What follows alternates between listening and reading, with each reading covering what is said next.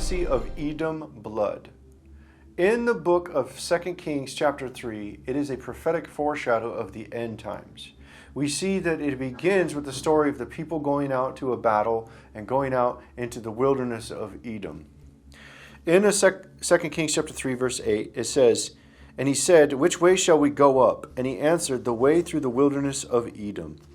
So we see the king begins to lead the people out into the wilderness. And this is already beginning to be a part and portion of a prophetic foreshadow of the end times, where the people of God go out into the wilderness for the 42 months before the king of Israel descends.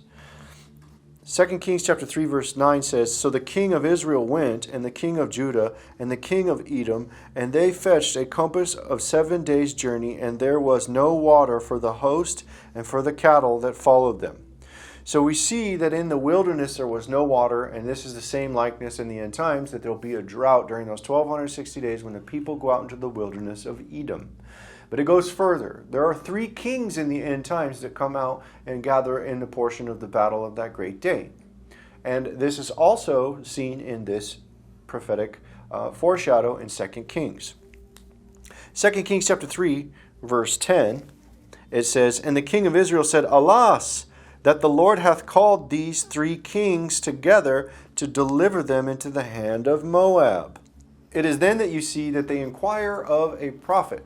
2 Kings chapter 3 verse 11 says, "But Jehoshaphat said, Is there not here a prophet of the Lord, that we may inquire of the Lord by him?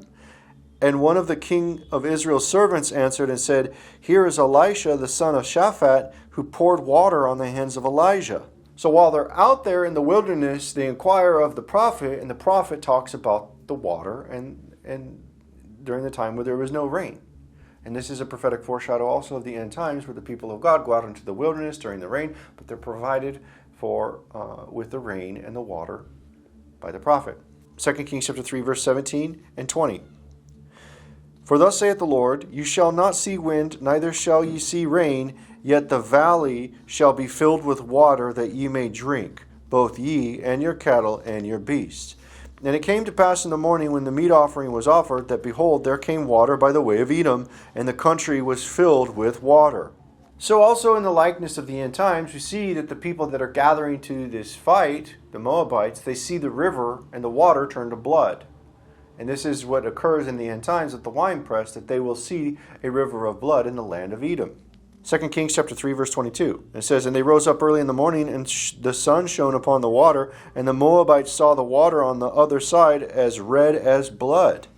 And they said, This is blood, the kings are surely slain, and they have smitten one another. Now therefore Moab to the spoil." So what ends up happening is the king of Moab, they see the blood and they flee. And this occurs in the end times also with the beast armies when they flee. 2 Kings chapter 3 verse 24, it says, "And when they come to the camp of Israel, the Israelites rose up and smote the Moabites, so that they fled before them. But they went forward, smiting the Moabites even in their country." And this is all a prophetic foreshadow of the end times. So we see that the story talks about and begins about people going out into the land of Edom, not having water, being out in the land of Edom, gathering together, preparing for battle, where 3 kings come in, and that the people see the blood river and they run. And this is all a prophetic foreshadow of the end times. And this is found in the prophecy when we look to the book of Revelation chapter 12.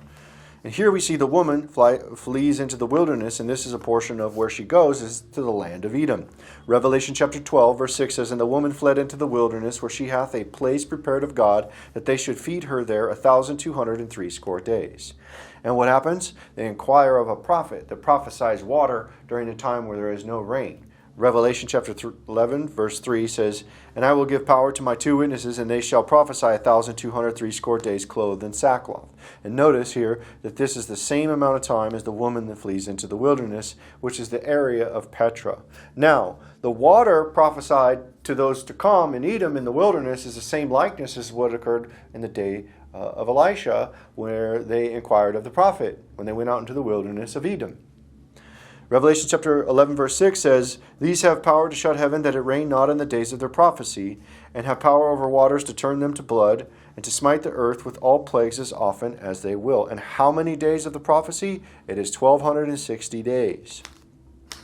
So what we do is we do see in 2 Kings chapter 3, we see that the king of Israel was going out to battle. And during this period, at the end of the 1260 days in the wilderness, we also see the king of Israel come out to battle. Revelation chapter 19, verse 14, it begins and says, "And the armies which were in heaven followed him upon white horses, clothed in fine linen, white and clean."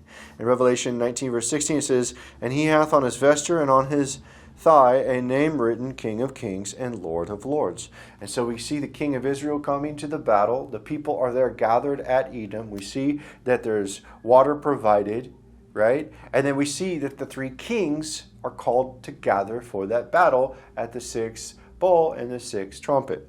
And the book of Daniel talks about these three kings in the end times, just like the three kings are mentioned in 2 Kings chapter 2, verse 3. It says, "And the 10 horns out of this kingdom are 10 kings that shall arise, and another shall arise after them, and he shall be diverse from the first, and he shall subdue 3 kings."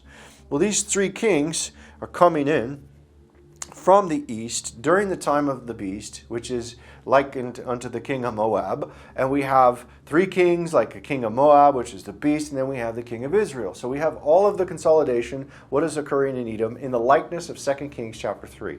And so going further into Revelation chapter 16, it says, "And the 6th angel poured out his vial upon the great river Euphrates, and the water therefore was dried up, that the way of the kings of the east might be prepared." So what we see here is armies coming in to gather into this battle that is occurring in the land of Edom. And in verse 14 it says, "Saying to the 6th angel which had the trumpet, Loose the 4 angels which are bound in the great river Euphrates. And the 4 angels were loosed, which were prepared for an hour and a day and a month and a year, for to slay the 3rd part of men. And the number of the army of the horsemen were 200,000, and I heard the number of them." So these armies with the king of Israel, with the beast and his armies, are gathering to fight against the camp at Petra at Edom. We see that the rains are withheld. We see that the 3 kings are coming in across the Euphrates from the east. And we also see that the beast and his armies will see the river of blood, and they'll flee. And this is in Isaiah chapter 63. We see the return of Christ treading the winepress where the blood river occurs.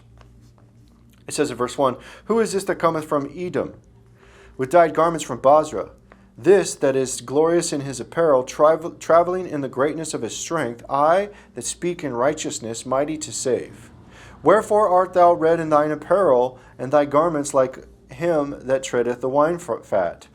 I have trodden the winepress alone, and of the people there was none with me. For I will tread them in mine anger, and trample them in my fury, and their blood shall be sprinkled upon my garments, and I will stain all my raiment." And what is this?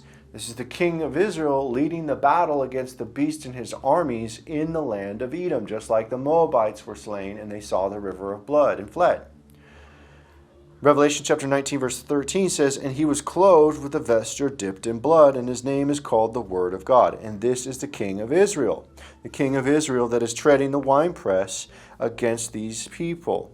And this is the armies. We see here in Revelation chapter 19, verse 19, it says, "And I saw the beast and the kings of the earth and their armies gathered together to make war against him that sat on the horse and against his army." Now, likened to the same thing, the gathering in the wilderness there, gathering at the place for battle in 2 Kings chapter 3, we see that the king of Moab, the 3 kings, the king of Judah, the king of Israel, all of them are gathering together into this region for a battle. And we see the winepress that Christ treads and begins to slay them and turn the water to blood is when he begins at the Basra, which is the same location in Edom. That's why it says he comes out of Edom.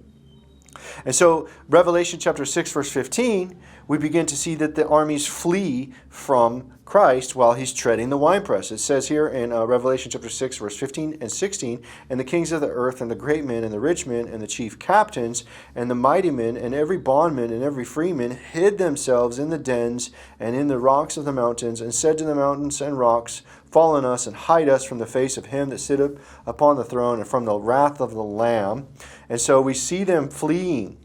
We see them fleeing and hiding. And where do they go and they hide? Well, they go and they try to hide at the valley of Armageddon, the valley of Megiddo. And this is where the blood river continues to flow all the way up until the valley of Megiddo. And it flows from Megiddo down the Jordan Valley, down through Basra into the Red Sea. And this is where they're captured alive. In the book of Revelation, chapter 19, verse 20 and 21, it talks about them being captured alive. Just like they were pursued in 2 Kings chapter 3, they're pursued and captured alive in Revelation chapter 19, verse 20 and 21. And the beast was taken, and with him the false prophet that wrought miracles before him, with which he deceived them that had received the mark of the beast and them that worshipped his image. These both were cast alive into a lake of fire burning with brimstone. And the remnant were slain with the sword of him that sat upon the horse, which sword proceedeth out of his mouth, and all the fowls were filled with their flesh. So what we do see here is the fulfillment of a prophecy that is foreshadowed and foretold during the days of Elisha in 2 Kings chapter 3 in the land of Edom. And it's exactly how it will be fulfilled in the last days. In the last 42 months, on the day of the Lord, it will be completely fulfilled in the same likeness. And this is the prophecy of Edom's blood.